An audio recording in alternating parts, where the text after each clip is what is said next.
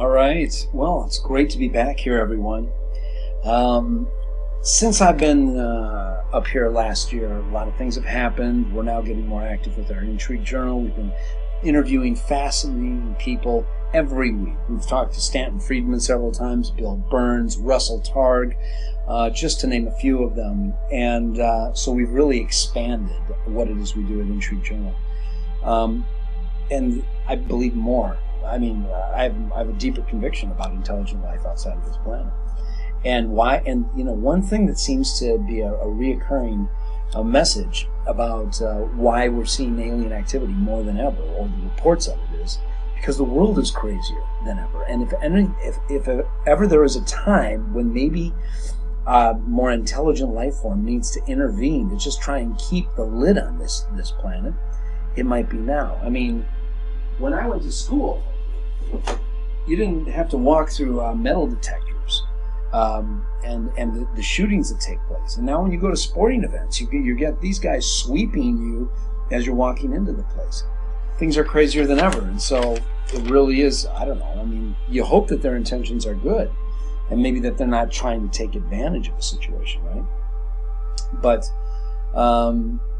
last year, what we did is we dealt with the Book of Universal Truths, and I explained that I obtained this by befriending what I believe was a disenfranchised, disgruntled men in black. He had left the service, and he was in his final stages of life, level 4 cancer, and the guy was an amazing wealth of knowledge, and just before he went radio silence on me, I received a mysterious package. Last year, we went through with these tuning pages, all right, and we had somebody get them expose themselves to the tuning pages, and we did an experiment where somebody in our audience experienced a brief form of telepathy.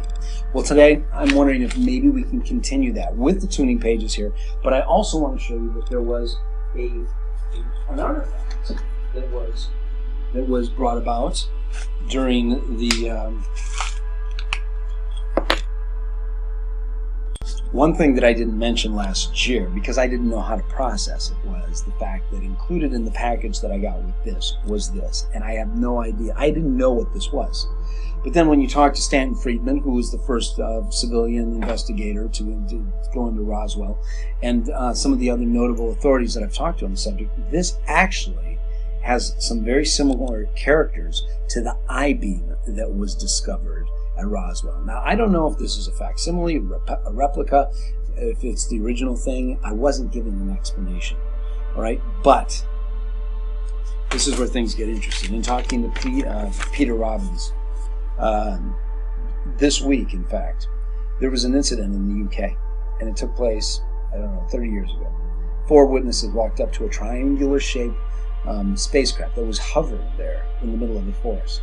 And one of them actually laid his hands on it. When he did, he went into shock. He got like this surge of information that entered his brain, and like a data dump entered his mind, and he didn't know what was happening. He couldn't process it all right? But while that is that particular story, there have been other accounts where this happens. And I'm wondering, is there a transference of data, or is it purely unlocking and enabling? You know, when you buy a piece of software, you need like a purchase key. And once you get that purchase key, you've got the information, but you can't unlock it until something happens. And so I'm wondering if that person didn't necessarily get all that information on the spot, but was all of a sudden made aware of it. I talked to Bill Burns, who was one of the creators for Ancient Aliens, and he believes that the extraterrestrials on Earth are us, but we're repressed. We don't know. There's a handful of people on the planet that actually know what the real story is. They're called the Founders, and they know all the information. They have access to the other abilities, such as telepathy, clairvoyance, precognition, telekinesis, and all these other things that in this lifetime we're supposed to just chalk up to being science fiction and fantasy. But if you talk to Russell Targ, who trained people how to become psychic and work for the CIA and spy on Russia, he's not necessarily saying that we're aliens, but he is saying that we have embedded inherent abilities that we're not accessing because we're taught not to believe in them. So what if we could find that license key, that purchase key, and tap it into our mind and unlock the abilities that we have that we aren't aware. We get flashes of them where we know who's calling, and it has nothing to do with the caller ID. We think about it, and then they call. Could that be more than just a coincidence? I believe now more than ever that it is not just a coincidence. So I would like to do this. I know that Peter Robbins has done like past life or hypnotic regressions with people who feel like they've been visited. And I don't want to do a regression. My wife and I are both hypnotists, and we have been for 10 years. I don't know if I want to do a regression on stage in a room with the family of Dolores Cannon in it, watching me and judging what I'm doing. All right, don't feel comfortable with that, but I would like to do a different kind of experiment where I could get maybe 3 of you to come up here on stage and put you into a deepened state of mental, physical, psychological relaxation. And through some coaching, maybe we could have an awakening of some inherent, embedded abilities. Does that sound fun? Who here is interested in that? All right, well now this is what we're going to do. Let's qualify. First of all, if anybody here feels they have been visited, abducted, visited, whatever, have some kind of repressed memory, I don't want to bring you up here because I don't know that we have the background to handle such a thing, and we certainly don't have the time. We've got 30 minutes and we've already used up 7 minutes of it, okay? But in a moment I want you to everybody lock your hands together. Firmly lock your hands together. Your palms are touching each other. Now extend your index fingers like this. In a moment I want you to imagine that they are not fingers but steel rods wrapped with electrical coils. There is no energy flowing through those coils, but when I count to 3, in your mind I want to flip that switch. And then all of a sudden those coils will become engaged and your fingers will start being drawn together in a manner with which you cannot resist. Those fingers are going to be closing in on each other, and once they get together, it is going to be like a weld, and they will be firmly attached to each other, and the more you try and separate them, the more they are attached. 1, 2, 3, we're sending the current through the coils. Your fingers are now attracted to each other. 2, they are now getting closer and closer. You try to pull them apart, but the more you do, the more they get together. 3, they are slamming into each other, firmly connected, almost like a high-grade weld. You cannot remove those fingers. Now, ladies and gentlemen, if this was successful with you, and the power of suggestion is working within you right now, please just raise both hands. Let me get 3 individuals up here. Great. Come on up here. Come on up here. Come on up here. Thank you so much for joining us. Thank you so much for joining us. Thank you so much for joining us. Get them up here. All right. So now, my friends on stage, my friends in the audience, this is a volunteer show. All right. I'm not going to have you do anything. I can't get you to do anything against your will, and I won't. I don't intend to, and I will not do anything to embarrass you. So if I do have your permission to hypnotize you here tonight, I want you to look at the camera and say yes when I point to you. Yes, yes, yes. One other thing, and that is this. In a moment, I'm going to encourage you to go into a deepened state of slumber. You will feel more relaxed probably at that point than you have in a year or more. And when I do, I want to make sure that you have a commitment and you are consciously going to stay in that chair. No matter how relaxed you are, you will not slither, slide, and slump out of the chair and fall onto the floor.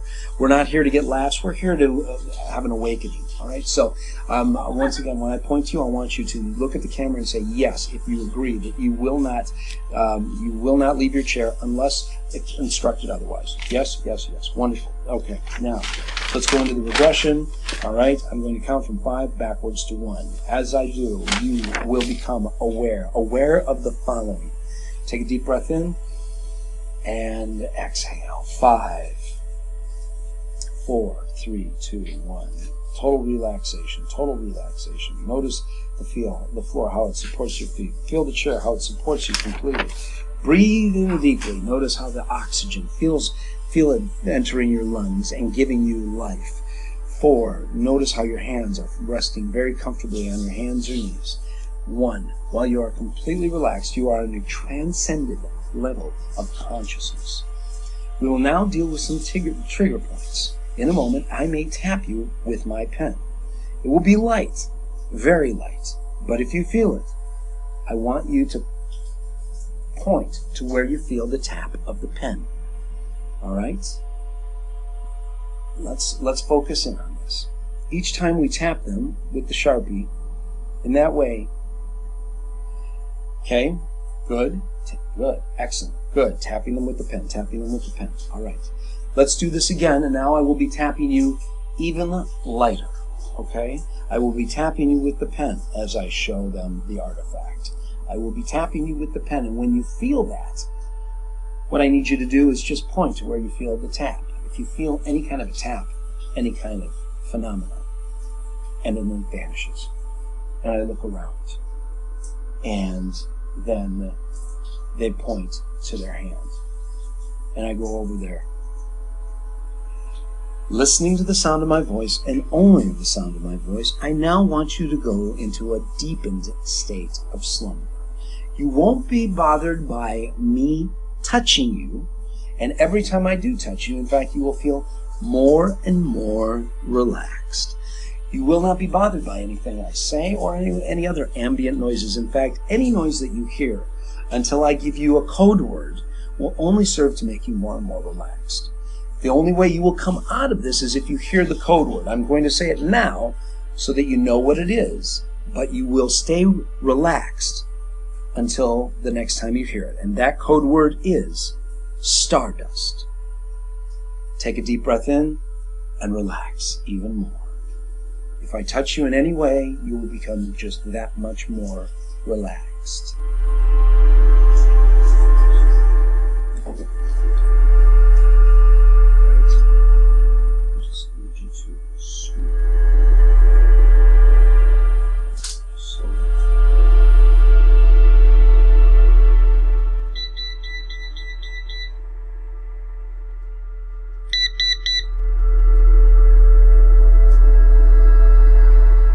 All right.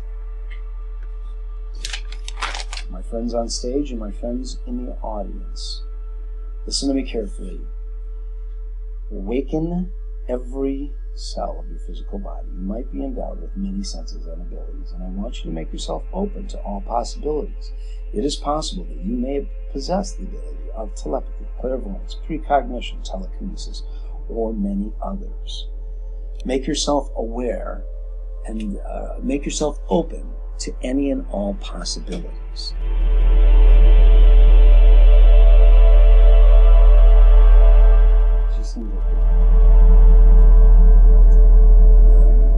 The ashes on the hand, and then with the tweezers, you do an extraction, drop it in the bag. My friends on stage, listen to me carefully. I'm about to say the keyword that will awaken you. You will keep your eyes closed and you will remain in your seat, but you now will become more aware of what's going on in the room. The keyword is stardust, as in we are all made of stardust. Listen to me carefully, going back from 5 to 1. You may now have opened yourself and might be enjoying a new beginning. In fact, I would like to keep in touch with each and every one of you to see if anything has happened after our little experiment here today. You may be more intuitive. You may have senses of clairvoyance or precognition. You may now possess rapid regeneration or cellular repair. You may be able to do all of these things, any one or more of these things that I'm mentioning to you. Have yourself open. 5, 4, take a deep breath in. 3, 2, one more. When I say this next number, you will awaken, you will feel fine, refreshed, and receive a big round of applause. And that next number is 1. Ladies and gentlemen, let's please have a nice big round of applause for these subjects up on stage.